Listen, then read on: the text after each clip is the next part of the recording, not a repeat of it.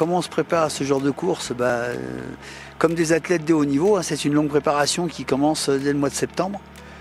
Et puis il y a de la musculation, on travaille le fond, on travaille la vitesse, on travaille le physique du chien, la musculation, et le musher en fait de même. Alors pour les chiens en termes d'éducation, parce que je ne parlerai pas de dressage, ça commence dès le plus jeune âge.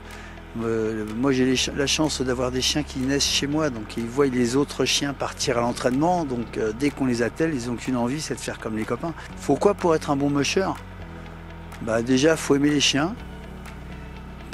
Première chose, et puis après c'est l'expérience et puis les rencontres qu'on peut faire avec d'autres mushers et qui font qu'on évolue dans ce milieu, parce qu'il n'y a pas de réelle formation. Après, on apprend en écoutant les autres, en regardant, et puis après naturellement en y apportant sa petite touche personnelle.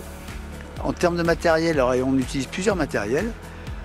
En termes d'entraînement, on va utiliser un kart très lourd avec un moteur. On va avoir aussi un autre kart qui va être un quad qui va être sans moteur. Après, il y en a d'autres qui utilisent des karts sur roulette. Et puis ceux qui ont de la chance d'avoir la montagne à proximité de chez eux, quand ils ont de la neige, ils ont le traîneau. Alors le plus difficile sur une épreuve, ça dépend de plein de choses. Il y a des épreuves qui conviennent mieux à certains chiens. Je comparerais notre sport au cyclisme. Il y a des grimpeurs, il y a des gars sur des courses de plat qui vont être beaucoup mieux. Après, c'est en fonction des étapes. Voilà, et après derrière, les chiens, on essaye qu'ils soient bons partout.